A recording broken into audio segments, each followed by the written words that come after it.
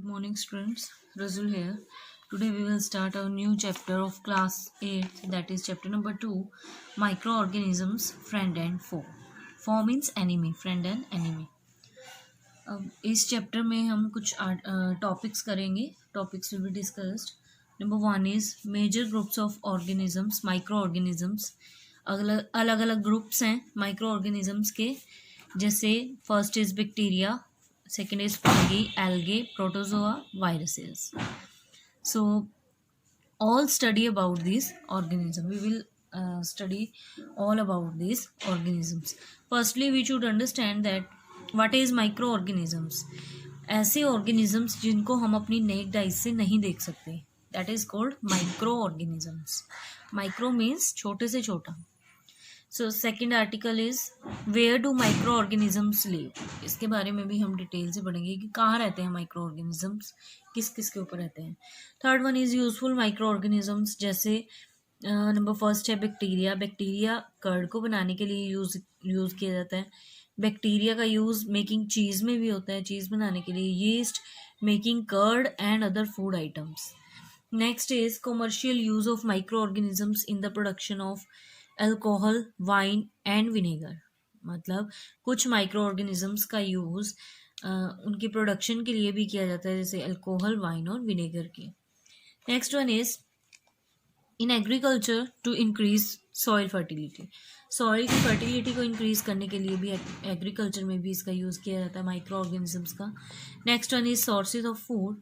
Next is cleaning the environment. Micro organisms का सबसे main जो वर्क है वो क्या है? Cleaning the environment. एनवायरनमेंट को क्लीन रखना, क्योंकि अगर माइक्रो ऑर्गेनिज्म नहीं होंगे तो गंदगी सारी इधर उधर फैल जाएगी. Next is decomposers in sewage treatment, मतलब biogas. Next one is preparation of antibiotics and vaccine. Next is harmful micro organisms. अब तक हमने जो पढ़ा था वो था यूजफुल माइक्रो ऑर्गेनिज्म. अब हम देखेंगे कि कुछ हार्मफुल माइक्रो ऑर्गेनिज्म भी होते हैं जो कि डिजीज कॉज कर देते हैं ह्यूमंस में और एनिमल्स पे. तो disease causing micro organism in humans, disease causing micro organisms in animals. Next one is food preservation. Food को प्रिजर्व करने के लिए क्या होता है, देखो. First is method of food preservation. कुछ अलग अलग मेथड्स हैं फूड प्रिजर्वेशन के. And last is what happens if food is not preserve properly. क्या होगा अगर हम फूड को अच्छे से प्रिजर्व नहीं करेंगे. So let's study your chapter. The world is full of living things that are too small to be seen with the unaided मतलब naked eyes. They can only be seen using microscope. मतलब कुछ इतनी ज़्यादा छोटी चीज़ें हैं जिनको हम अपनी नेक्ड आई से, अनएडेड आई से नहीं देख सकते, उनको सिर्फ माइक्रोस्कोप की हेल्प से ही देखा जा सकता है. They are called micro organisms. Micro means small, या फिर उनको माइक्रोब्स भी कह देते हैं. Before the microscope was discovered nobody could see micro organism. जब तक माइक्रो ऑर्गेनिज्म डिस्कवर नहीं हुआ था तब तक किसी को नहीं माइक्रो ऑर्गेनिज्म के बारे में पता था, ना ही कोई देख सका. Next is major groups of micro organisms. Our first topic. ठीक है, 5 मेजर ग्रुप्स हैं माइक्रो ऑर्गेनिजम्स में. सबसे पहले है bacteria, next is fungi, next is algae, next is protozoa and fifth is viruses. Most organisms are completely harmless and some are even useful to us, but a small fraction is responsible for causing diseases. मतलब mostly जो micro organism होते हैं वो harmless होते हैं, harm नहीं करते हैं इतना. ठीक है, हमारे लिए यूजफुल भी होते हैं, पर इसके अलावा कुछ छोटे फ्रैक्शन में कुछ ऐसे माइक्रो ऑर्गेनिज्म भी हैं जो डिजीज को कॉज करते हैं. This disease causing micro organisms are called germs और pathogens. when your parents tell you to wash your hands before eating food, they are telling you to get rid of the germs sticking to your hands. अगर आपके parents कहते हैं कि खाने से पहले हाथ धो लो, तो इसका मतलब ये है कि वो ये कह रहे हैं कि अपने हाथ से जो आपके हाथ पे जर्म्स स्टिक हो गए हैं उनको निकाल दो. फर्स्ट इनके बारे में हम डिटेल से पढ़ेंगे. देखो, फर्स्ट इज बैक्टीरिया. बैक्टीरिया जो है उसको अगर वो सिंगल हो, एक बैक्टीरिया है, तो उसको कहेंगे बैक्टीरियम. ठीक है। Bacteria are single celled organism. सबसे पहले तो देखो जो बैक्टीरिया है वो सिंगल सेल मतलब कि उसके अंदर सिर्फ एक ही सेल प्रेजेंट होता है, ठीक है, यूनिसेलुलर जिसको बोलते हैं। They are larger than viruses. Virus सबसे स्मॉलेस्ट होते हैं माइक्रो ऑर्गेनिज्म। वायरस से बड़ा कौन सा होता है? बैक्टीरिया, मतलब वायरस से बड़ा होता है bacteria. There are 3 main types of bacteria, rod shaped, spherical shaped and spiral shaped. देखो पिक्चर में दिखाया हुआ है, स्फिरिकल शेप्ड इस टाइप के होते हैं, रॉड शेप्ड इस टाइप के होते हैं और स्पाइरल शेप जो होते हैं वो इस टाइप के होते हैं, ठीक है, different types of bacteria. Next one is fungi. अगर सिंगल हो तो उसको फंगस कहेंगे। ये फंगी आर यूनिसेलुलर और मल्टी सेलुलर, ठीक है, मतलब ये यूनिसेलुलर भी हो सकते हैं और मल्टी सेलुलर भी हो सकते हैं। जैसे bread mould, mushrooms, penicillin, aspergillus organisms. Multicellular fungi are made of microscopic threads called hyphae. They feed on decaying organic matter, मतलब ये जो फीड करते हैं वो ऑर्गेनिक डिकेइंग ऑर्गेनिक मैटर के ऊपर फीड करते हैं, जिनको हम सेप्रोफाइट्स बोलते हैं, ठीक है, आपने पढ़ा होगा 7th क्लास में। और in the body of living organisms जैसे कि पैरासाइट्स। नेक्स्ट है एल्गे, सिंगुलर एल्गा। अब देखो फंगी के भी यहाँ पे एग्जाम्पल दिखाए हुए हैं पिक्चर में। यूनिसेलुलर फंगस, ठीक है, जिसमें सिर्फ एक सेल होता है वो यीस्ट है, ठीक है। और जो हमारा मल्टी सेलुलर फंगस है वो ब्रेड मोल्ड दिखाए हुए हैं, पेनिसिलिन और एस्परगिलस, ठीक है, तीनों दिखाए हुए हैं ये। Next one is algae. Algae are unicellular, ये भी यूनिसेलुलर या फिर मल्टी सेलुलर दोनों ही हो सकते हैं, जैसे हमारा फंगी था, ठीक है। यूनिसेलुलर में क्लेमाइडोमोनस और मल्टी सेलुलर में स्पाइरोगायरा, फ्यूकस, ये सारे, ठीक है। दे आर ग्रीन ऑर्गेनिजम्स, मतलब कि ग्रीन प्लांट्स हैं ये। Capable of preparing their own food, और ये अपना फूड अपने आप बनाते हैं, ठीक है, मतलब कि ये ऑटोट्रॉपिक होते हैं, ठीक है। दे लिव इन वाटर, और ये वाटर के अंदर रहते हैं। अब देखो एल्गे की भी पिक्चर्स दिखाई हुई हैं यहाँ पे। मल्टी यूनिसेलुलर एल्गे, क्लेमाइडोमोनस, और मल्टी सेलुलर एल्गे दिखाया हुआ है स्पाइरोगायरा, ठीक है।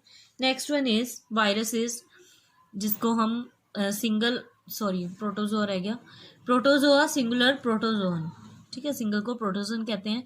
प्रोटोजोआ आर यूनिसेलुलर एनिमल्स, अब ये सिर्फ यूनिसेलुलर एनिमल्स ही होते हैं। दे can not prepare their own food, मतलब ये हेट्रोट्रॉपिक होते हैं, ठीक है, ऑटोट्रॉपिक नहीं होते, हेट्रोट्रॉपिक होते हैं, अपना फूड अपने आप नहीं बना सकते। एग्जाम्पल है इसके अमीबा, पैरामीशियम, ट्राइपेनोजोमा, प्लाज्मोडियम एक्सेट्रा, ठीक है। और इनके एग्जाम्पल नीचे हैं दिए हुए प्रोटोजोआ के, ये आपको दिखाई दे रहे होंगे, ठीक है, ये तीनों क्या हैं? प्रोटोजोआ के example. Next is viruses, singular virus.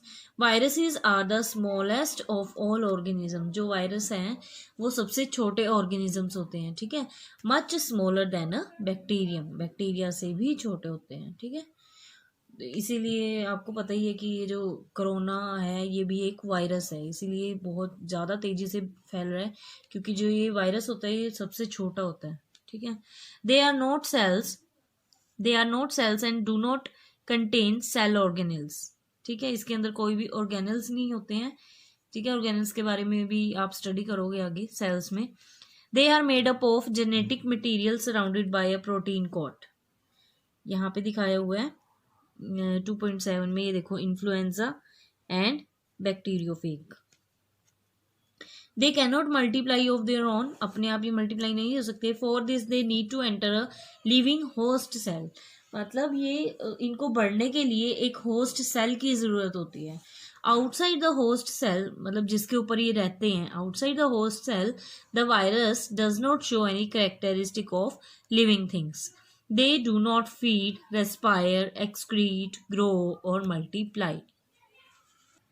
Next topic is where do organisms live? Microorganisms live. Microorganisms कहाँ रहते हैं? Microorganisms are found everywhere in nature, like in air, water, soil, on the surface of objects, and living organisms inside the bodies of animals, including humans, and in dead and decaying organic matter. They can survive in all types of environment ranging from ice cold climate to hot springs and dry deserts to marshy places. मतलब हर एक type के environment में ये अपने आप को survive कर लेते हैं, आप रह सकते हैं, ठीक है। मतलब चाहे वो जितना मर्जी कोल्ड क्लाइमेट हो, चाहे वो जितना मर्जी हॉट हो, चाहे ड्राई डेजर्ट्स हो, या फिर कीचड़ वाला मार्शी मार्शी प्लेसेस हो. Let us perform activities 2.1 to 2.3 to see the presence of microorganisms in air, water, and next is activity 2.1 to show the presence of microorganisms in air. कैसे पता चलेगा कि एयर के अंदर माइक्रो ऑर्गेनिजम्स भी present होते हैं? देखो क्या किया, take a piece of bread and moisture it with water in a petri dish. एक ब्रेड की स्लाइस ले ली, ठीक है, और उसको मॉइस्चर कर दिया वाटर से थोड़ा थोड़ा, ठीक है. Keep it in air for 1 or 2 days. एक दो दिन के लिए उसको ऐसे ही एयर में छोड़ दिया. Now keep the petri dish in a warm place. फिर उसको गर्म जगह पे रखना है 3-4 दिनों के लिए. तो उसके अंदर देखो क्या, you will observe that the bread gets covered with greyish patches. मतलब ग्रे कलर के यहाँ पे पैचेस आ गए हैं, ठीक है. तो उस ग्रे कलर का जो पैच आया वो उसका स्मॉल छोटा सा पीस लेके उसको ग्लास स्लाइड के ऊपर रख के देखेंगे और उसके ऊपर 1 ड्रॉप डाल के देखेंगे पानी की. तो हम ऑब्जर्व करेंगे अगर उसको माइक्रोस्कोप के अंडर, देखो इस टाइप का स्ट्रक्चर दिखाई देगा ब्रेड मोल्ड में, ठीक है. नेक्स्ट एक्टिविटी है to show the presence of micro organism in water. अब वाटर में कैसे करेंगे, देखो collect some water from the pond. Pond से कुछ पानी लिया. Take a few drops of water on the glass slide. Observe the slide under microscope. क्या ऑब्जर्व करेंगे, you will observe some microorganisms belonging to algae and protozoa. ठीक है, मतलब किस टाइप के दिखाई देंगे, देखो या तो एल्गे दिखाई देंगे, ठीक है, यूनिसेलुलर और मल्टीसेलुलर इस टाइप की, या फिर प्रोटोजोआ होंगे उसके अंदर ये, ठीक है. Next activities to show the presence of micro organism in soil. Soil के अंदर कैसे शो करेंगे हम इसको, क्या किया, collect some moist soil from a garden and और a field in a beaker. Add water to the soil and shake it well. Let the soil particles settle down. Now observe a drop of water from the beaker under a microscope. क्या observe करेंगे हम microscope में देखकर, इसमें भी अलग अलग तरह के माइक्रो ऑर्गेनिजम्स हमें दिखाई देंगे. Next one is useful microorganisms, जो हमारे लिए यूजफुल होते हैं. Human beings have been using microorganisms for years to produce food items such as curd, bread and cheese. In addition, microorganisms are useful to us in a number of ways. Different uses of microorganisms are listed below. First is in preparation of food items such as curd, bread, and cheese. Next, in industry to produce alcohol, wine, and vinegar. Next is in agriculture to increase soil fertility by nitrogen fixation. In preparation of medicines such as antibiotics and vaccines, for cleaning the environment, in sewage treatment and as sources of food. इन सब के बारे में हम detail में पढ़ेंगे, इन सारे uses के बारे में हम डिटेल में पढ़ेंगे. This is the first part 1 of this chapter. Rest of the chapter will be discussed in next part. Share and subscribe my channel if you like. Thanks for watching.